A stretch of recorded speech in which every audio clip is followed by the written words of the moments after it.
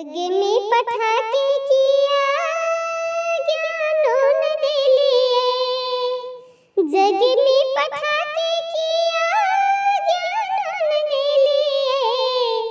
शारदे भवानी हमरा मूर्ख बनेलो है। शारदे भवानी हमरा मूर्ख बनेलो है। बात छे अन्हार मैया किछु न देखै छी।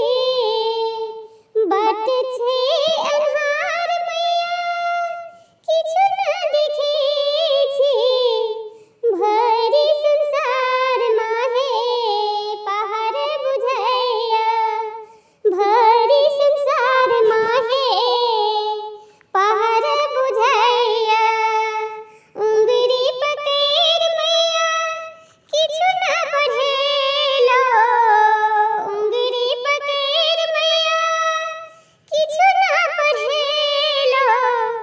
शारदे भवानी हमरा मूर्ख बनेलो है।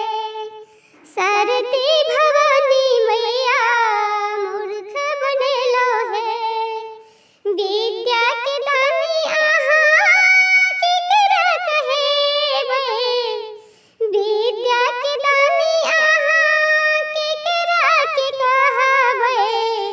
मूर्ख बना के रखलो अपने ही बेटी के। मूर्ख बना के रखलो अपने ही बेटी के। सात गुण नहीं होता किछु त सिखेतो। सात गुण नहीं होता किछु त सिखेतो। एहन अपमान जिंदगी कोना के देलिए। एहन अपमान जिंदगी कोना के देलिए। आबो त करो माहे कोनो चमत्कार है। एक एक अक्षर दिया हमरो लिखाई है। एक एक अक्षर लिखा दिया ना ज्ञानिए। निर्दय संसार मैया करे अपमान ये।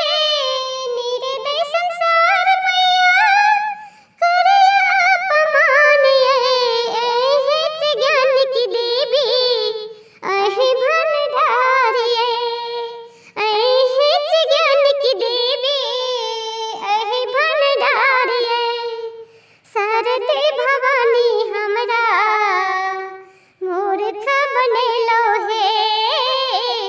शारदे भवानी हमरा मूर्ख बनेलो है। जग में पठाके किया ज्ञानों न दिलिए।